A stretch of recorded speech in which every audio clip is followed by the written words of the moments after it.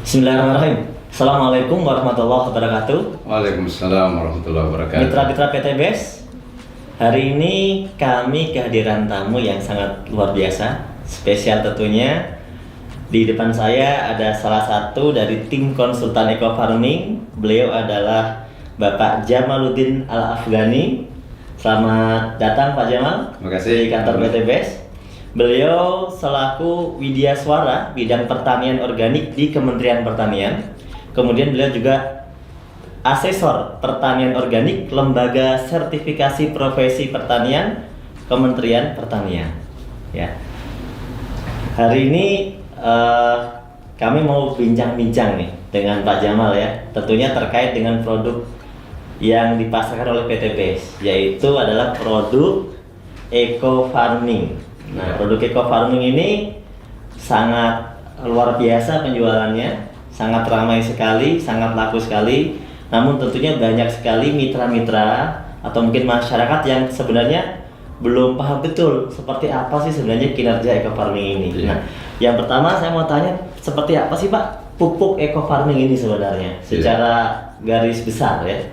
Ya, baik Pak Nur, terima kasih. Jadi para sahabat sekalian, Eco Farming ini kebetulan kami sudah melakukan beberapa kali uji laboratorium terkait dengan kandungan-kandungannya. Jadi yang pertama tentu kalau yang sudah ada di kemasan yang sudah sering kita lihat adalah ada kandungan C organiknya. Nah, C organik ini adalah merupakan salah satu bahan yang sangat vital dalam memperbaiki kualitas tanah ya. Jadi tanah yang baik itu diindikasikan dengan C organik yang semakin tinggi. Nah, saat ini kondisi tanah kita kenapa masuk dalam kategori kurus? Karena C organiknya rata-rata kurang dari 2%, bahkan saat ini menuju ke 1%. Nah, jadi ini adalah satu hal yang menggembirakan bagi kita bahwa ada satu produk kecil tetapi kadar C organiknya sangat luar biasa. Kemudian yang kedua ada kandungan N-nya, P-nya, K-nya, ya sekalipun dalam jumlah yang kecil, tapi ingat bahwa memang untuk bahan organik tidak ada NPK yang di atas 5 ya. Jadi kalau Mas Nur, kalau misalnya ada pupuk organik yang N-nya di atas 5, itu malah dipertanyakan, jangan-jangan pakai urea. Jadi secara peraturan memang nggak boleh. Nggak boleh. Meskipun di Kementerian Pertanian kita membolehkan N itu sampai di angka 6, tetapi kalau bicara di sertifikasi, rata-rata lembaga sertifikasi organik akan mencari ada apa sebenarnya kenapa sampai di atas 5, dan pada akhirnya rata-rata mereka tidak merekomendasikan bahwa itu produk organik. Jadi kalau organik murni jarang sekali kita dapatkan di atas 5. Nah, kemudian yang kedua, Pak Nur, ini yang luar biasa dari hasil uji kami bahwa di dalam pupuk ini ternyata mengandung mikroba yang luar biasa besar. Jadi kalau misalnya nilai NPK-nya kecil tetapi mikroba penambat nitrogen itu yang tinggi. Sehingga dia bisa mengambil nitrogen yang ada di udara. Ingat ya, di udara ini ada nitrogen sekitar kurang lebih 80% yang bisa diambil oleh mikroba di dalam tanah. Mereka juga mikroba-mikroba ini, kalau bahasanya kepala badan kami kemarin mengatakan bahwa mikroba ini ibaratnya adalah pasukan khusus. Pasukan khusus yang bekerja di dalam tanah, merombak bahan organik, menyiapkan nutrisi-nutrisi sehingga unsur hara tanah ini tercukupi untuk dimanfaatkan tanaman. Iya, karena banyak sekali pertanyaan kan, kenapa Eco Farming ini bisa bikin pertaniannya subur sedangkan kan kandungannya kecil gitu kan? Nah, termasuk juga mungkin gini Mas Nur, bahwa masa sih benda sekecil ini bisa digunakan untuk 1 hektar gitu ya. Nah, saya ingin jelaskan para sahabat mitra PT BES dimanapun berada, di dalam satu tub Eco Farming ini hasil uji lab kami yang baru keluar kurang lebih 2 minggu yang lalu ya, kurang lebih 2-3 minggu yang lalu, itu mengindikasikan bahwa jumlah mikroba positif yang ada dalam 30 gram itu 150 miliar. Nah, padahal dalam kondisi belum diapa-apain ya? Belum diapa-apain. Nah, ada 150 miliar. 50 miliar. Itu minimal dari 5 kali ulangan, 5 kali ulangan di dalam pengujian di laboratorium, itu nilai terkecil adalah 150 miliar. Nilai tertinggi diperoleh 189 miliar. per 1 tub. Jadi kalau kita ambil tengahnya itu kurang lebih sebenarnya 170 miliar Rata-rata gitu. rata-ratanya ya. Itu maknanya apa, Dok?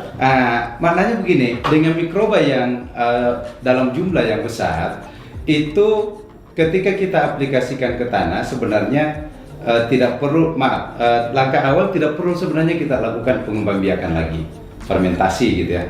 Itu yang pertama. Yang kedua, ketika kita aplikasikan ke tanah di dalam satu kali aplikasi, misalnya kemarin saya membuat sebuah catatan kecil bagaimana kita breakdown di dalam dalam 1000 ml itu ada 150 miliar misalnya. Nah, artinya setiap 100 ml itu ada kurang lebih 15 miliar. Nah, jadi dalam 50 ml itu ada 7,5 ada sekitar 75 miliar ya, ada sekitar 7,5 miliar maksud saya. Ada sekitar 7,5 miliar dalam satu tangki. Dalam satu tangki. Dalam satu tangki yang dicampur dengan yang dicampur dengan 15 liter air. Nah, ini artinya apa?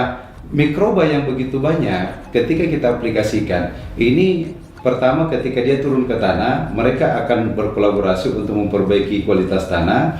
Dan mereka ini karena jenisnya banyak, penambah nitrogen, ada pembuka stomata. Nah ini yang unik lagi, pembuka stomata, Mas Nur. Apa fungsinya pembuka stomata?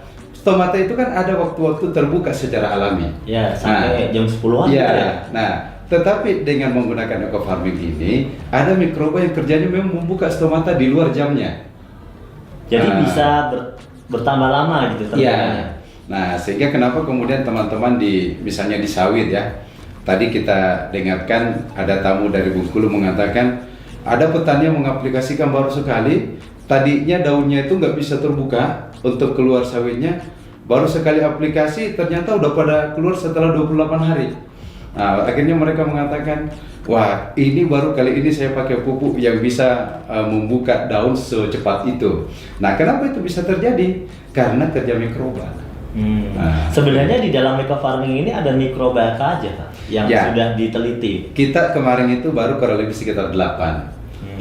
Jadi ada mikroba aerob. Mikroba aerob ini sangat bagus untuk memperbaiki kualitas tanah, kualitas air ya. Sehingga kalau misalnya ada lahan-lahan yang kondisi airnya kurang bagus, nah itu bisa diperbaiki dengan mikroba aerob. Kemudian ada pelarut fosfat. Nah, di dalam tanah kita, Mas Nur, hasil residu-residu dari pemupukan yang menggunakan anorganik itu banyak sekali fosfat-fosfat yang tersedia, tidak larut. Nah, dengan menambahkan eco farming itu akan melarutkan fosfat-fosfat tersedia sehingga tanpa dipupuk P pun tanaman sudah tercukupi. Nah, itulah kenapa kemudian dengan pengurangan sampai 75%, kenapa kemudian ternyata masih tetap bisa mencukupi unsur hara tanaman karena kerja mikroba yang memanfaatkan bahan-bahan yang tersedia di dalam tanah. Kemudian ada mikroba yang fungsinya juga adalah untuk melarutkan residu. Jadi residu-residu dari hasil sisa-sisa racun, pestisida segala macam itu bisa dilarutkan sehingga tanah menjadi lebih sehat. Ada selain penambah nitrogen, pelarut fosfat, nah kita mikoriza. Nah ini dia, ini mikoriza yang sangat luar biasa. Kenapa luar biasa? Mikoriza ini mampu mengambil makanan untuk disuplai ke akar tanaman dalam jarak yang sangat jauh. Jadi dia bekerja membantu menyuplai makanan. Ya, menyuplai. Dan yang kedua, mikoriza ini dia juga sekaligus membuat cadangan makanan. Nah, jadi kalau misalnya ada tanaman-tanaman yang kekeringan gitu ya, tidak tersuplai unsur hara dalam waktu air dan cukup misalnya, itu karena adanya cadangan makanan dari mikoriza sehingga dia masih tetap tahan. Nah, inilah kelebihannya sehingga kita mendengarkan banyak sekali dari teman-teman menyampaikan bahwa kenapa kok kekeringan tapi masih tetap hijau. Nah, itu salah satu fungsi hasil kerja dari mikoriza ini. Ya. Dan yang lainnya mungkin? Nah, jadi kita baru intinya begini, kita baru mengidentifikasi mikroba ini kurang lebih sekitar 200 juta dari 150 miliar. Nah, sehingga baru diidentifikasi sebagian? Iya, baru sebagian. Dari 150 miliar ini hasil uji kita baru kurang lebih 200 juta yang teridentifikasi. Artinya apa? Masih banyak mikroba-mikroba positif lain yang belum kita ketahui apa namanya, tetapi hasilnya sudah nampak kinerjanya. Nah, jadi begitu diaplikasikan ke tanaman, loh kok ini bagus. Nah, itu dia rupanya kolaborasi dari banyak mikroba ini memberikan pengaruh yang luar biasa untuk menyiapkan unsur hara dalam tanah.